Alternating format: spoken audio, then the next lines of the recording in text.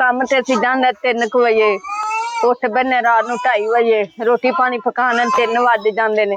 फिर ਅਸੀਂ 3 ਵਜੇ ਕੰਮ ਤੇ ਜਾਂਦੇ, ਸਾਨੂੰ ਨਹੀਂ ਪਤਾ ਸਾਡੇ ਪੈਰ ਥੱਲੇ ਕੋਈ ਸੱਪ ਆਉਣਾ ਜਾਂ ਕੀੜਾ ਆਉਣਾ ਜਾਂ ਕਈ ਵੱਜਦੀ ਜਾਂ ਕੁਛ ਹੁੰਦਾ ਹੈ। ਹਨੇਰਾ ਹੁੰਦਾ, ਅਸੀਂ ਉੱਥੇ ਲੱਗੇ ਹੁੰਦੇ, ਨਹੀਂ ਕੋਈ ਚਾਨਣ ਹੁੰਦਾ ਨਹੀਂ ਕੁਛ ਹੁੰਦਾ। Pakistan is the third largest brick producer in South Asia. Around 20,000 kilns produce 45 billion bricks, made by 4.5 million of the poorest workers.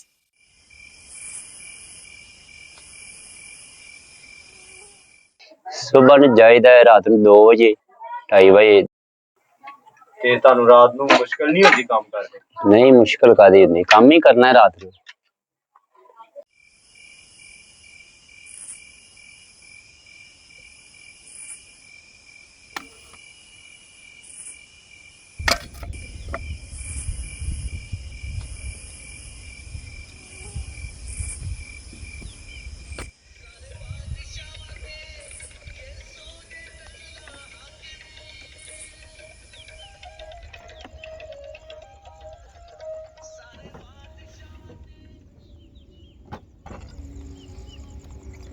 Ironically, those who slavishly produce house bricks are themselves homeless. ਹੋ ਗਏ ਨਾ 22-35 ਸਾਲ। ਮੇਰੀ ਅੰਮੀ ਠੀਕ ਨਹੀਂ ਸੀ ਹੈਗੀ, ਨਫਾਲੀ ਪਿਆ ਸੀ, ਚੁੱਕ ਚੁੱਕ ਦਾ ਇਲਾਜ ਕਰਾਉਂਦੇ ਰਿਹਾ ਸੀ। ਮੇਰਾ ਅੱਬੂ ਇਕੱਲਾ ਜਾਣਾ ਸੀ, ਮੈਂ ਵੀ ਉਹਦੇ ਨਾਲ ਹੀ ਕਰਦੀ ਰਹੀ ਕੰਮ ਕੁਮ। ਤੇ ਫਿਰ ਮੇਰੀ ਅੰਮੀ ਫੌਤ ਹੋ ਗਈ ਸੀ, ਮੇਰੇ ਅੱਬੂ ਨੇ ਛਾਤੀ ਕਰ ਦਿੱਤੀ ਸੀ ਮੇਰੀ। ਤੇ ਮੇਰੇ ਮੀਆਂ ਨੇ ਵੀ, ਉਹ ਵੀ ਭੱਠੇ ਦਾ ਕੰਮ ਕਰਦੇ ਸਨ। ਭੱਠੇ ਤੇ ਅਸੀਂ ਕਾਫੀ ਦੇਰ ਹੋ ਗਿਆ, ਅਸੀਂ ਭੱਠੇ ਤੇ ਬੈਠੇ ਆ, ਜਗ੍ਹਾ ਜੁਗਾ ਸਾਡੇ ਕੋਲ ਨਹੀਂ ਹੈਗੀ।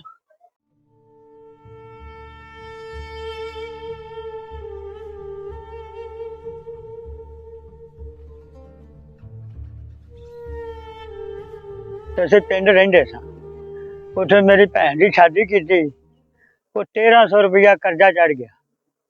ਭੱਠਿਆਂ ਦੇ ਲੋਕ ਉੱਠ ਕੇ ਪਿੰਡਾਂ 'ਚ ਜਾਂਦੇ ਸੀ ਅੱਗੇ, ਹੁਣ ਨਹੀਂ ਜਾਂਦੇ। ਅੱਗੇ ਜਾਂਦੇ ਸੀ ਤਾਂ ਉਹਨੇ ਆਖਿਆ ਮੇਰੇ ਪਿਓ ਨੂੰ, ਯਾਰ ਤੂੰ ਇੱਥੇ ਵਿਹਲਾ ਰਹਿਣਾ ਤੇ ਚੱਲ ਉੱਥੇ ਮੈਂ ਪਤਾ ਸਾਡੇ ਕੋਲ ਤੋਂ ਉੱਥੇ ਮਿੱਟੀ ਪੁੱਟਣੀ ਪੈਸੇ ਲੈਣੇ। ਉਹ ਮੇਰਾ ਪਿਓ ਇੱਥੇ ਲੈ ਆਇਆ, ਉਹ ਪਿਓ ਮੇਰਾ ਕਰਦਾ ਰਿਹਾ। ਉਹ ਮੈਂ ਪਤਾ ਮੈਂ ਨਿੱਕਾ ਜਿਹਾ ਹੁੰਦਾ ਸਾਂ, ਜਿਵੇਂ ਕਰਦਾ ਨਾ ਮੈਂ ਕੁਝ ਵਾਹਵਾ ਹੋ ਗਿਆ ਸੰਨ 71 'ਚ। ਫਿਰ ਮੈਂ ਕਈ ਫੜ ਲਈ, ਮਾਂ ਬੁੱਢੀ ਸੀ, ਪਿਓ ਬੁੱਢਾ ਸੀ, ਉਹ ਫੌਤ ਹੋ ਗਏ। ਮੈਂ ਫਿਰ ਵਾਹਵਾ ਆਪਦਾ ਆਸਰਾ ਲੱਗ ਪਿਆ ਕਰਨ।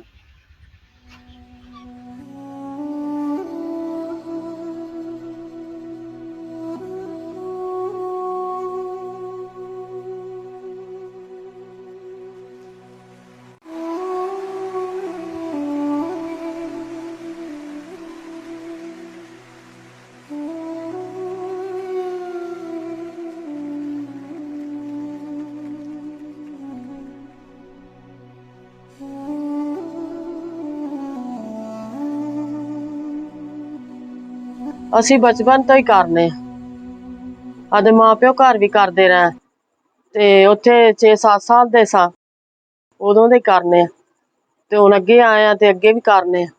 ਤੇ ਇੱਕ ਬੇਟਾ ਹੋਇਆ ਸੀ ਤੇ ਉਹ ਵੀ ਨਹੀਂ ਰਿਹਾ ਤੇ ਪੈਸੇ ਵੀ ਬੜੇ ਲਾਏ ਨੇ ਤੇ ਉਹ ਵੀ ਮੁਸ਼ਕਲ ਹੋ ਗਈ। ਤੇ ਉਸ ਤੋਂ ਬਾਅਦ ਮੇਰੇ ਬੰਦੇ ਨੂੰ ਸੱਟ ਲੱਗ ਗਈ ਤੇ ਉਹ ਵੀ ਪੈਸੇ ਚੜ ਗਏ ਨੇ ਤੇ ਹੁਣ ਉਹਦੇ ਤੋਂ ਕੰਮ ਵੀ ਨਹੀਂ ਹੁੰਦਾ। ਭਾਈ ਮੇਰਾ ਸਹੁਰਾ ਬਿਮਾਰ ਸੀ ਤੇ ਕਰਜ਼ਾ ਕੁਰਜ਼ਾ ਲੈਂਦੇ, ਦਵਾਈਆਂ ਦੁਈਆਂ ਲੈਂਦੇ ਰਹੇ। ਤੇ ਫਿਰ ਮੇਰੇ ਬੰਦੇ ਦਾ ਵੀ ਕਰਜ਼ਾ ਹੈਗਾ ਸੀ ਤੇ ਫਿਰ ਸਾਡੇ ਬੱਚੇ ਵੀ ਛੋਟੇ ਛੋਟੇ ਨੇ, ਇਹਦੇ ਨਾਲ ਕੰਮ ਕਰਨਾ ਪੈਂਦਾ ਸੀ। ਸਕੂਲ ਵਗੈਰਾ ਨਹੀਂ ਜਾਂਦੇ? ਸਕੂਲ ਭਾਈ ਨਹੀਂ ਜਾਂਦੇ। ਕਿਉਂ ਨਹੀਂ ਜਾਂਦੇ? ਕਿ ਭਾਈ ਫਿਰ 7 ਵਜੇ ਕੰਮ ਤੇ ਆਉਣਾ ਹੁੰਦਾ, ਸੁਬਹ ਉਹ ਟਾਈਮ ਹੁੰਦਾ ਬੱਚਿਆਂ ਨੂੰ ਸਕੂਲ ਭੇਜਣ ਦਾ। ਤੇ ਭਾਈ ਅਸੀਂ ਫਿਰ ਬੱਚੇ ਨਾਲ ਲੈ ਬੱਚੇ ਪੜ੍ਹਾਈਏ ਕਿ ਕੰਮ ਕਰੀਏ।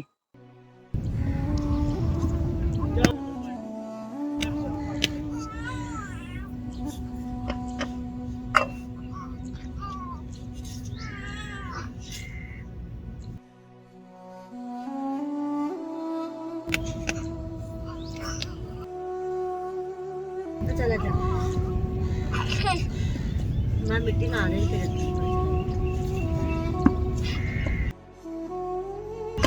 भाई ने मेरे दुपट्टे ਦਾ ਸ਼ਾਪ ਕੀਤਾ, ਜਿਹੜਾ ਥਾਂ ਲੱਗ ਗਿਆ। ਤੇ ਸਾਡਾ ਕਰਜ਼ਾ ਵੀ ਮਤਲਬ ਖੁਦਾ ਅਦਾ ਕਰਾ ਦੇ ਕਿ ਫਿਰ ਬੱਚੇ ਪੜ੍ਹਾ ਸਕਾਂਗੇ। ਮੈਂ ਭਾਈ ਬੱਚੇ ਨਹੀਂ ਪੜ੍ਹਾ ਸਕਦੇ।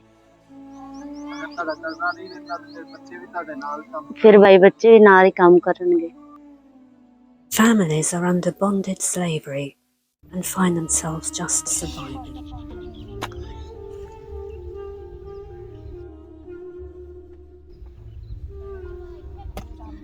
ਬੱਚਿਆਂ ਨੂੰ ਤੁਸੀਂ ਅੱਛੀ ਖੁਰਾਕ ਦਿੰਦੇ ਹੋ, ਫਲ ਦੁੱਧ ਵਗੈਰਾ ਕੁਛ ਨਹੀਂ? ਨਹੀਂ ਕੋਈ ਚੀਜ਼ ਨਹੀਂ ਭਾਈ ਲਿਆ ਸਕਦੇ। ਛੋਟਾ ਜਿਹਾ ਬੱਚਾ ਵੀ ਤੁਸੀਂ ਨਾਲ ਲੈ ਆਉਂਦੇ ਹੋ ਤੇ ਕਿਸ ਤਰ੍ਹਾਂ ਦਿਲ ਕਰਦਾ ਹੈ? ਤੇ ਭਾਈ ਹੁਣ ਮਜਬੂਰੀ ਕਿ ਬੱਚਾ ਨਾਲ ਲੈਗਾ, ਮਾਲਕ ਫਿਰ ਕਹਿੰਦੇ ਨੇ ਕਿ ਕੰਮ ਕਰੋ, ਫਿਰ ਬੱਚੇ ਨਾਲ ਲੈ ਗਏ ਨੇ। ਬਹੁਤ ਔਖਾ ਲੱਗਦਾ ਧੁੱਪੇ ਛਾਵੇਂ ਕਰਨਾ, ਗਰਮੀ ਲੱਗਦੀ ਬਹੁਤ।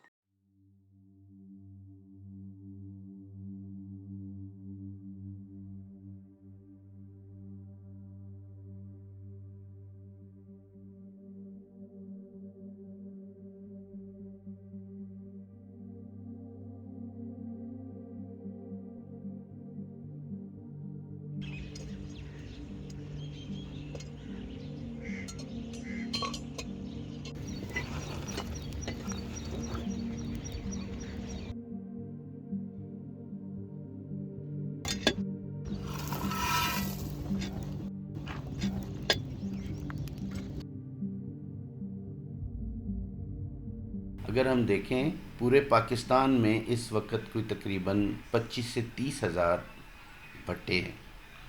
इन भट्टों के ऊपर कोई तकरीबन 1.5 मिलियन फैमिलीज़ मौजूद हैं और हर फैमिली में मिनिमम 5 अफराद जो हैं वो काम करते हैं। तो आप अंदाज़ा कर लें कि कितनी फैमिलीज़ जो हैं वो पाकिस्तान में ब्रिक किलन इंडस्ट्री में, सिर्फ एक इंडस्ट्री में जो बॉन्डेड लेबर करने पे मजबूर हैं और जो स्लेवरी पे मजबूर हैं।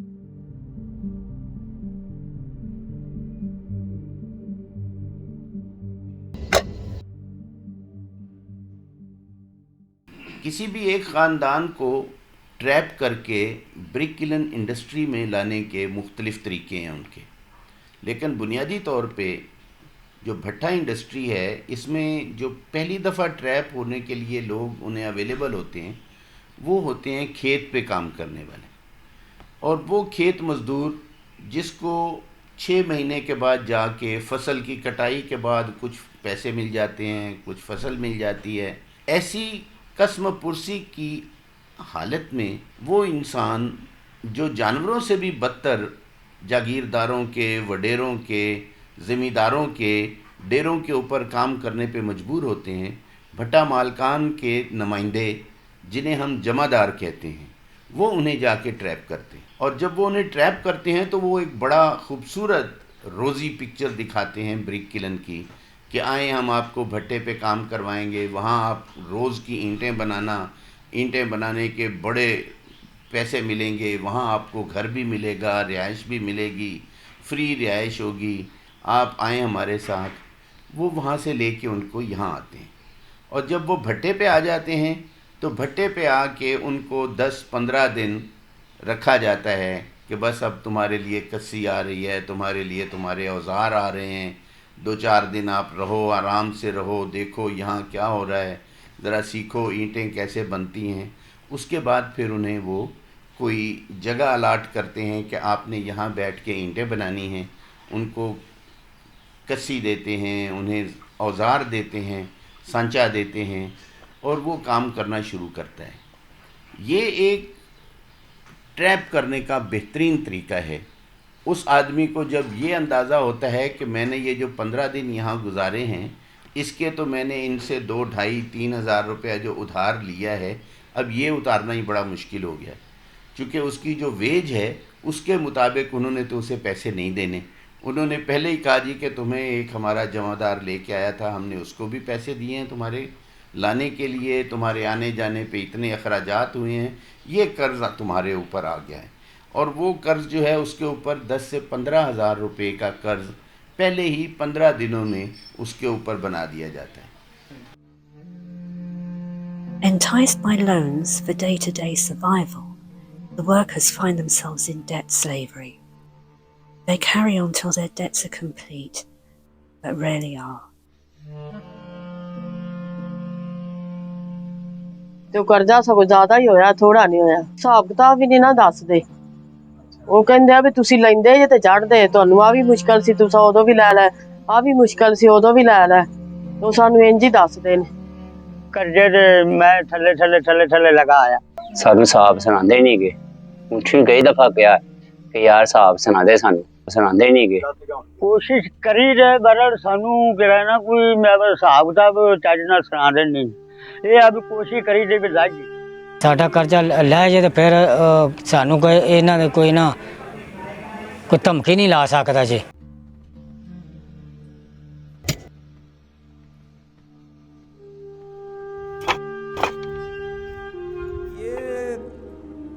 साल हर साल नस्ल दर नस्ल इसी वजह से चल रहा है कि ये कर्जा उतार ही नहीं पाते। खानदानों के खानदान मजदूरी कर रहे हैं लेकिन ये कर्जा नहीं उतार पा रहे। क्यों? वजह ये है कि जितना कर्जा ये लेते हैं उससे ज़्यादा ये फिर ले लेते हैं और फिर मजदूरी उस लेवल पे हो नहीं पाती। क्योंकि अगर बीमारी है घर में तो बीमारी इतनी शदीद होती है कि वो एक ही बंदा कर्ज लेता है और उसकी बाकी नस्लें उस कर्ज को उतारती हैं। और फिर अगर हम देखते हैं कि ये लोग अपने पैसे के लिए कुछ भी कर सकते हैं, किसी भी इनके लिए इंसान मायने नहीं रखता। लोग आप सिंध में जाएं, कैद में हैं, वो बच्चों को कैद कर लेते हैं, औरतों को बुज़ुर्गों को कैद कर लेते हैं और नौजवानों से काम करवाते हैं। पूरे पूरे ख़ानदान इसमें इन्वॉल्व हैं।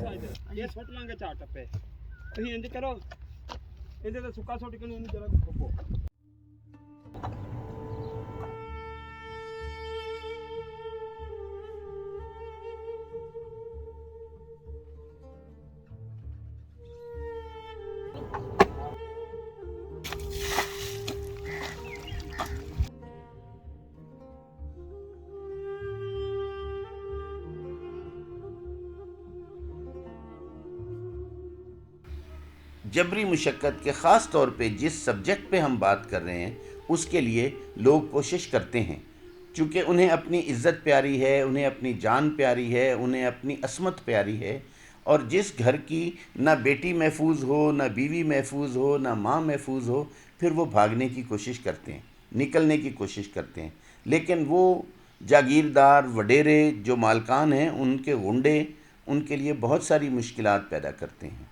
हाँ, कुछ लोग निकल जाते हैं, यकीनन वो आज़ादी के लिए जद्दोजहद करते हैं, निकलते हैं, और हमारे जैसी ऑर्गेनाइजेशनें फिर उनको सहारा देती हैं, उनकी कोशिश करती हैं कि उनको लीगल वे से उन्हें वहाँ से आज़ाद करवाएं। और अगर वो कहीं रास्ते में ट्रैप हो जाते हैं तो फिर उनकी बुरी हालत होती है, उन पर तशद्दुद किया जाता है, टॉर्चर किया जाता है, असमत दरी के बेशुमार वाक़यात हैं।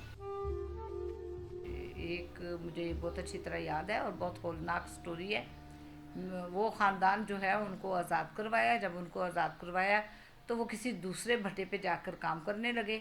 जब किसी दूसरे भट्टे पे काम करने लगे तो वो दोबारा मालिकान ने उन भट्टों वालों से मिलके, चूँकि वो उनका जैसा कि मैंने पहले बताया कि पीछा करते हैं, तो वो उनको वापस ले जाकर उन्होंने पूरी लेबर के दरमियान उनको मारा और उनको बरहना करके मारा और उनकी बेटी के साथ गैंग रेप तक करते रहे।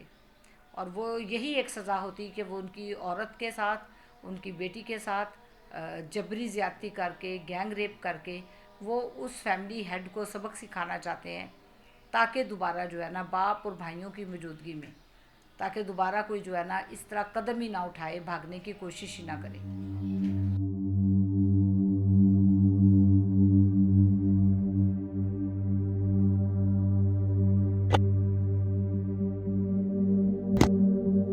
Bonded labour liberation front Pakistan की और पर्टिकुलरली मेरी एक तवील जद्दोजहद के नतीजे में 1992 में सुप्रीम कोर्ट ऑफ पाकिस्तान ने एक ज़बरदस्त वर्डिक्ट दी और गवर्नमेंट ऑफ पाकिस्तान से लेजिस्लेशन के लिए कहा।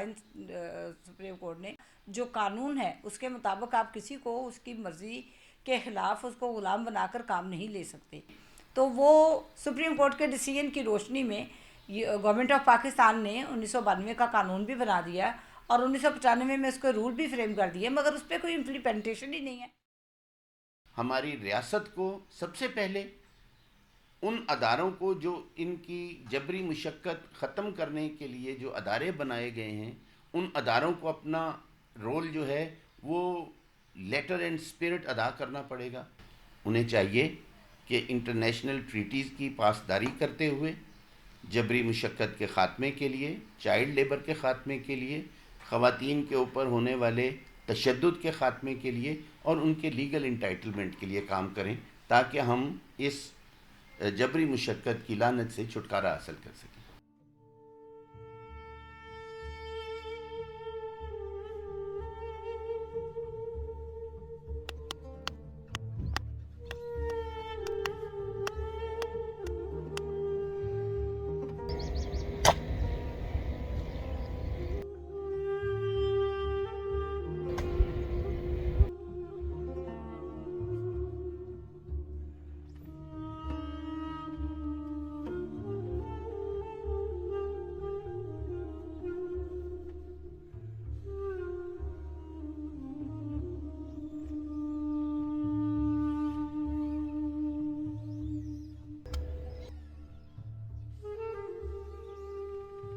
پچھلے دور حکومت میں ایک پلان شروع ہوا تھا تقریباً 3.5 ارب کا، اس کے اوپر بچوں کی تعلیم بھٹوں کے اوپر دینے کے حوالے سے کیا تھا.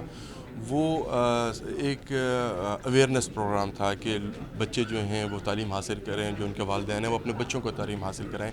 کب تک یہ سبسڈیز کے اوپر یا ان چیزوں کے اوپر حکومت پیسہ خرچ کر سکتی ہے؟ وہ نہیں کر سکتی. لیکن اس اویئرنیس کیمپین سے یہ ہوا کہ بہت سے جو بھٹوں کے اوپر لوگ کام کرتے ہیں وہ آج بھی اپنے بچوں کو تعلیم اب خود سے بھی دینا شروع دے رہے ہیں.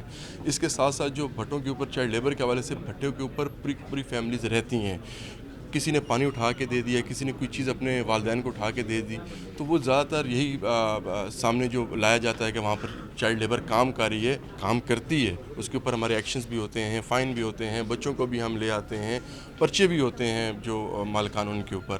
لیکن ساتھ ساتھ جو ہے ان کو تعلیم بھی وہاں پر دی جا رہی ہے. اور جو ان کے ویلفیئر کے حوالے سے تھا، اس کے اندر ہم نے واش رومز اور جو پانی ہے میٹھا پانی کا، اس کے اوپر ہم نے یہ اس کی کمپلائنس کروا رہے ہیں. اور بہت زیادہ ہمیں اس کا مثبت رزلٹس بھی آ رہے ہیں، کیونکہ وہاں پر خواتین فیملیز کام کرتی ہیں، تو ان کی ویلفیئر کے اوپر بھی ہم کام کر رہے ہیں، ان کو رجسٹرڈ بھی ہم کر رہے ہیں. بھٹوں پر جو ہے وہ جو خواتین مزدور خواتین کام کرتی ہیں، ان کے لیے تو کوئی لیٹرین نہیں ہے، کوئی باپرد لیٹرین نہیں ہے، پینے کا صاف پانی نہیں ہے. گندے پانی کے ساتھ ان کو گارا بنانا پڑتا ہے. اور ان کی جو جھونپڑیاں ہیں، ان کے جو رہنے والے شیلٹر ہیں، کمرے ہیں، وہ تو وہاں پر اگر جانور کو باندھ دیا جائے تو وہ بیمار ہو جاتا ہے. تو یہ تو پھر انسان ہے.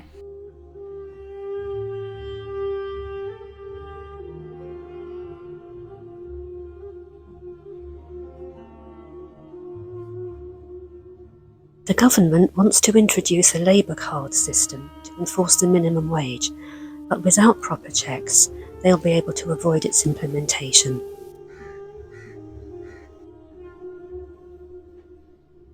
ابھی جو سوال ہوا تھا وہ لیبر کارڈ کے حوالے سے تھا.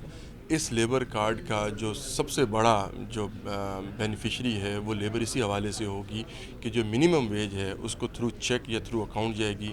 جب ڈیجیٹل سارا سسٹم لے کے ہم آ رہے ہیں، اسی کارڈ کے تھرو اس کو پیمنٹ جائے گی. جب یہ چیز آئے گی تو کبھی بھی ڈنڈے کے زور پر نہیں بھی کوئی کام کرایا جا سکتا، چاہے وہ کرپشن ہو، چاہے امپلیمنٹیشن ہو، یہ ڈنڈوں کے زور پر نہیں ہوتی. آپ کو قانون اور سسٹم ایسا بنانا چاہیے کہ آٹومیٹیکلی وہ چیزیں جو اسٹریم لائن ہو جائیں. تو اس کے اندر یہ لیبر کارڈ ہے ہمارا انشاءاللہ جو منیمم ویج کو لے کے آئے گا اس سسٹم کے اوپر. دیکھیں، اصل غلامی کا جو ایک یونیورسل ٹروتھ ہے یہ تو کہ غلامی کا جو تعلق ہے وہ جڑا ہوا ہی منیمم ویج سے ہے. تو منیمم ویج بورڈ پنجاب یا پاکستان کا جو ہر سال منیمم ویج اناؤنس کرتے ہیں، اور اس منیمم ویج پر بھی امپلیمنٹیشن کس نے کروانی ہے؟ لیبر ڈپارٹمنٹ نے. جب گڈ گورننس ہی نہیں ہوگی، جب لیبر ڈپارٹمنٹ کی اپنی ترجیحات میں ہی نہیں ہوگا، تو منیمم ویج بورڈ پھر دنیا کو یا انٹرنیشنل کمیونٹی کو بتانے کے لیے تو اناؤنس کر دیں گے. اس وقت تقریباً 1500 روپے فی 1000 اینٹ ہے، لیکن آپ اگر بھٹا مزدوروں سے جا کر بات کریں، ان کو ملتا ہے 700 800 یا 900. جہاں پر ہم جیسی تنظیموں نے جا کے کام کی ہے، وہاں پر ان کو منیمم ویج 800 700 900 روپے ملتی ہے. 1500 تو کسی کو بھی نہیں ملتی.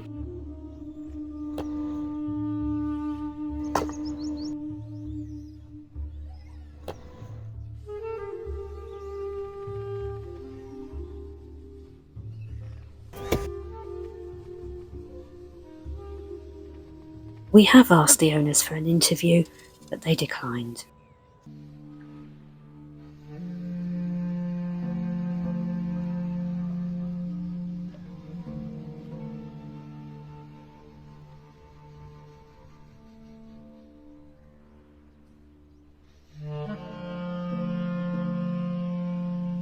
The pain of losing a loved one is always bad enough, but losing a husband also means the loss of another wage earner.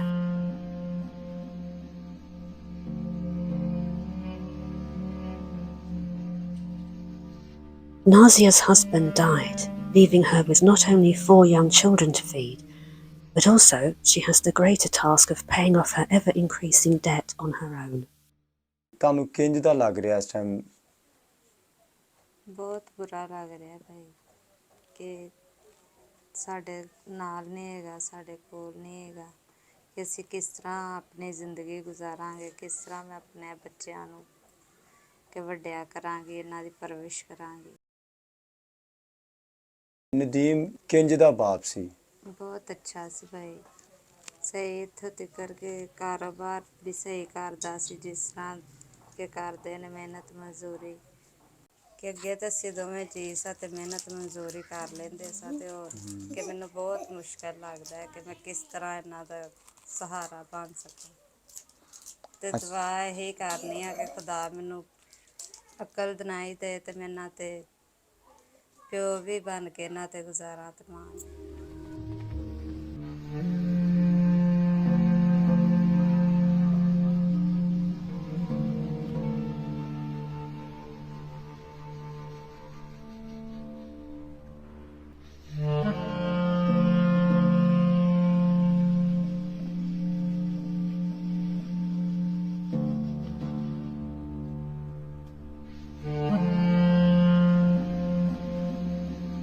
Without outside help, their debt will be never-ending and simply be passed down to the next generation.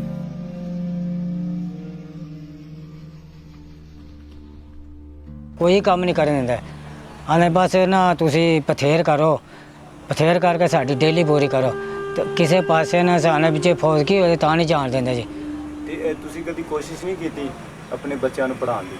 ਭਾਜੀ ਇੰਨੀ ਸਾਡੇ 'ਚ ਗੁੰਜਾਇਸ਼ ਨਹੀਂ ਹੈਗੀ, ਪੜ੍ਹਾਈਏ ਬੱਚਿਆਂ ਨੂੰ ਕਿੱਥੋਂ, ਇਹ ਬੱਚਿਆਂ ਨੂੰ ਕੰਮ 'ਤੇ ਨਾ ਲਾਈਏ ਤਾਂ ਅਗਲੇ ਆਨੇ ਤੁਸੀਂ ਇੱਕ ਦੀ ਦਿਹਾੜੀ ਬੱਚਾ ਪਾਸੇ ਹੋਏ ਤੇ ਆਨੇ ਭਾਜੀ ਤੁਹਾਡੇ ਬੱਚੇ ਕਿੱਥੇ ਨੇ, ਤੇ ਇਹ ਤੂੰ ਪੜ੍ਹਾਉਣ ਦੀ ਤੁਸੀਂ ਗੱਲ ਇਹ ਤਾਂ ਦੂਰ ਹੈ ਨਾ ਬੜੀ। ਪੱਠੇ ਵਾਲਾ ਸਾਨੂੰ ਨਹੀਂ ਟਿਕਣ ਦਿੰਦਾ, ਸਾਨੂੰ ਆਂਦਾ ਕੰਮ ਕਰੋ 3-3 ਹਜ਼ਾਰ ਤੇ 4-4 ਹਜ਼ਾਰ ਕੱਢੋ, ਸਾਡੇ ਕੋਲ ਨਹੀਂ ਨਿਕਲਦੀ, ਅਸੀਂ ਬੜੇ ਪਰੇਸ਼ਾਨ ਰਹਿੰਦੇ ਹਾਂ। ਬੱਚੇ ਵਿਚਾਰੇ ਪੜ੍ਹਨ ਜਾਂਦੇ ਨੇ, ਪਹਿਲੇ ਕੰਮ ਤੇ ਲੱਗੇ ਰਹਿੰਦੇ ਨੇ, ਫਿਰ ਪੜ੍ਹਨ ਜਾਂਦੇ ਨੇ, ਹੁਣ ਇਹ ਮਜਬੂਰੀ ਹੈ ਵੀ ਮੈਂ ਆਨੀ ਮੇਰੇ ਬੱਚੇ ਪੜ੍ਹ ਜਾਣ, ਮੈਨੂੰ ਇਹ ਲੱਗਦਾ ਮੇਰੇ ਬੱਚੇ ਨਹੀਂ ਪੜ੍ਹਨੇ, ਪੱਠੇ ਤੋਂ ਗਏ ਅਸੀਂ ਸਾਰੀ ਦਿਹਾੜੀ ਧੁੱਪੇ ਲੱਗੇ ਰਹਿੰਦੇ, ਮੇਰੇ ਦਿਲ ਦੀ ਖਵਾਇਸ਼ ਹੈ ਮੇਰੇ ਬੱਚੇ ਪੜ੍ਹ ਲਿਖ ਕੇ ਕੁਛ ਬਣਨ।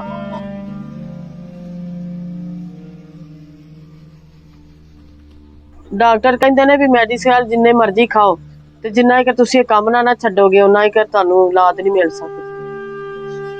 ਅਸੀਂ ਹੁਣ ਕਿੰਝ ਛੱਡੀਏ, ਸਾਡੇ ਤੇ ਕਰਜ਼ਾ ਬੜਾ ਤੇ ਅਸੀਂ ਕਿੰਝ ਛੱਡੀਏ, ਸਾਡੀਆਂ ਮੁਸ਼ਕਲਾਂ ਤਾਂ ਸਗੋਂ ਵੱਧਦੀਆਂ ਨਹੀਂ ਘਟਦੀਆਂ ਨਹੀਂ ਦੀਆਂ।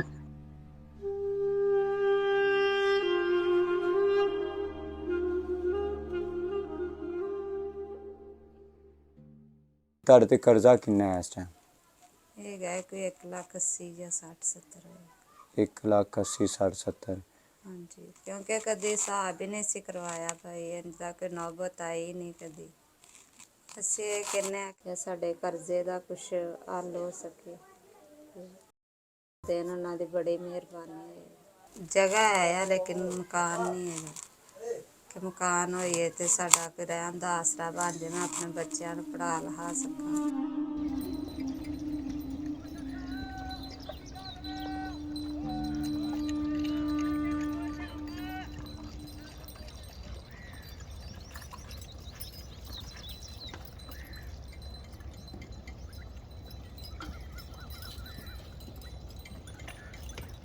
ਬੜਾ ਹੀ ਪਰੇਸ਼ਾਨੀ ਹੁੰਦੀ ਹੈ ਨਾ ਜਦੋਂ ਖਾਣ ਨੂੰ ਨਾ ਲੱਭੇ, ਮੇਰੀ ਵੀ ਕਮਰ 'ਚ ਦਰਦ ਰਹਿੰਦੀ ਹੈ ਤੇ ਅਸੀਂ 6-700 ਇੱਟ ਕੱਢਨੇ ਆ ਤਾਂ ਉਹਦੇ ਨਾਲ ਮੁਸ਼ਕਲ ਬੜੀ, ਉਹ ਕੁਛ ਉਹ ਕੱਟ ਲੈਂਦੇ ਤੇ ਕੋਈ ਸਾਨੂੰ ਦਿੰਦੇ ਨੇ ਤੇ ਅਸੀਂ ਬੜੇ ਪਰੇਸ਼ਾਨ ਆ। ਲਿਹਾਜ਼ਾ ਕੋਈ ਸਾਡੀ ਮਦਦ ਕੀ ਜਾਏ।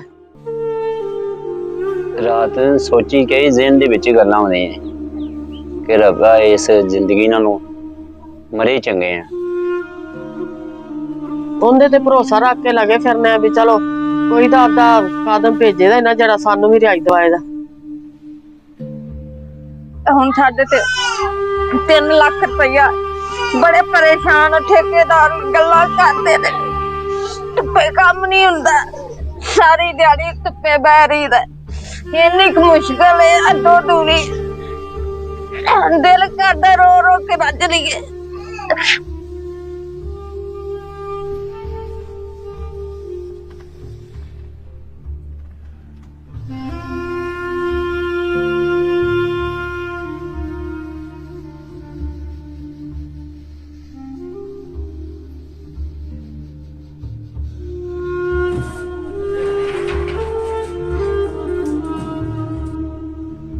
By paying off Nazia's debt, we were able to liberate her entire family.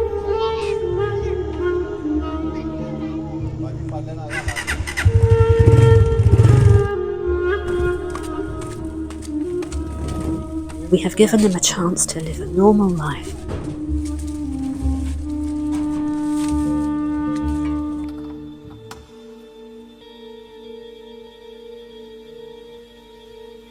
Their own home.